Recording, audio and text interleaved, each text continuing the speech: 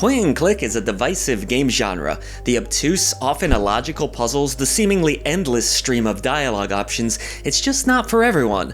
And yet, for its many flaws, I still love these games. Maybe it's the humor and charm that so many of these titles offer, or maybe I get some sort of sick satisfaction out of pixel hunting and stumbling into answers. Now, in fairness, the genre has improved on many of its faults over the years. The ability to highlight items, better hint systems, the list of quality of life improvements goes on, and also leads me to the topic of today's video, the Drifter.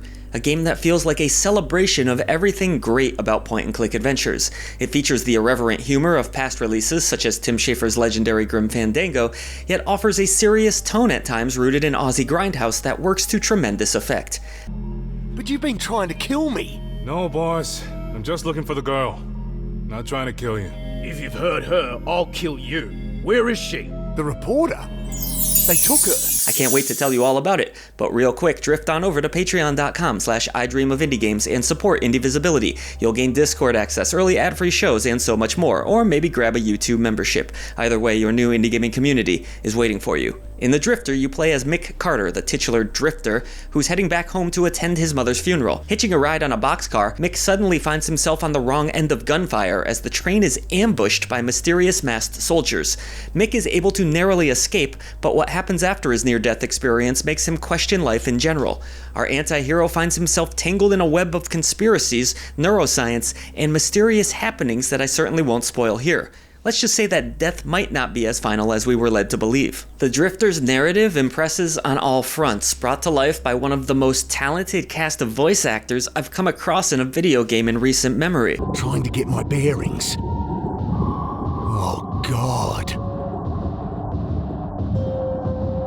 I yank at the ropes, but only manage to knot them tighter. And hell, I'm almost out of time. Mick's gruff Aussie accent is perfect, but the supporting ensemble do the game's many fascinating characters just as much justice. The Drifter's multitude of dialogue is fully narrated, including Mick's inner thoughts, which make the game feel more like an audiobook than your typical pixel art adventure. The writing is gritty and dark, but offers levity at times in the form of smart quips and black comedic notes. While verging on the absurd, the story heads in many different directions, keeping the player on their toes at all times and providing that extra push you need to press forward. The narrative is broken up into chapters, 9 of them in total, further making The Drifter feel more like a novel. Yet, as a game, The Drifter feels like it has a much quicker pace than your standard point-and-click adventure. This is due in part to answers that are almost always within your grasp, though still require some degree of thought.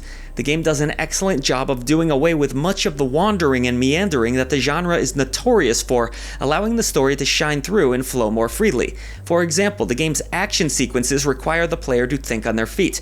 However, there is no real fail state, rather you learn from each mistake, and some of your mistakes actually progress the story. Some of the detective work, mainly in Chapter 4, will have you running back and forth a bit, but the solutions are surprisingly logical, and a handy memo pad serves as an excellent reminder of your current tasks at hand. Another interesting feature of The Drifter that sets it apart from many of the point-and-click games I've enjoyed in the past is that it is surprisingly functional on a controller. Using a dual stick mechanic, you can use your right stick to find interactive points in the environment, and then use your right trigger to select the desired action. It sounds clunky, but it's actually quite effective. To my shock, I ended up preferring using my controller over my keyboard and mouse, but both are perfectly playable. You are able to take full control over Mick, guiding him through his environment either by using your left stick, clicking around the screen with your mouse, or by the classic WASD movement controls.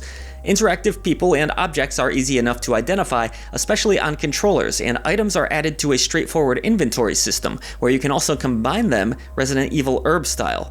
Doing so will allow you to solve puzzles, which are not the most complex I've encountered, but are certainly satisfying to unravel. In fact, if you're going to knock The Drifter for anything, it may be for a lack of overall challenge. Alas, sacrifices must be made when you have such a fast-paced and gripping story to tell. If you're a fan of pixel art, you're going to be very pleased with the visual offerings on display here.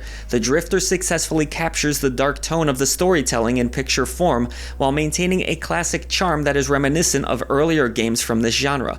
As the developers cite on their Steam page, there is a dash of John Carpenter, Stephen King, and a sizable portion of 70s grindhouse present in this game, visually and narratively. In fact, these influences carry over to the sound as well. There's a mix of eerie synthwave and environmental oddities that wouldn't feel out of place in a classic slasher flick.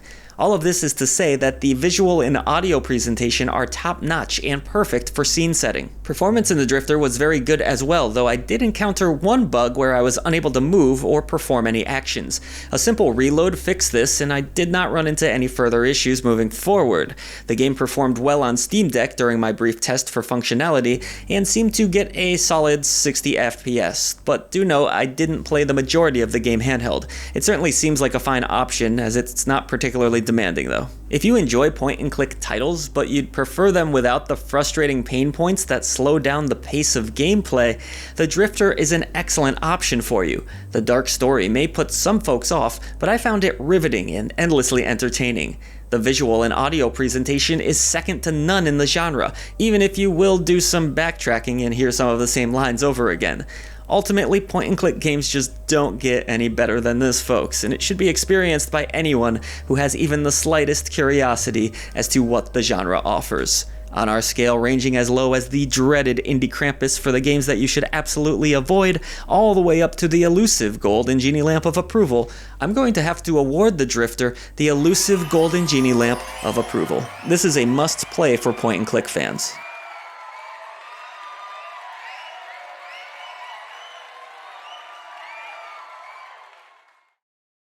Suppose you've seen any quarter-inch hose around.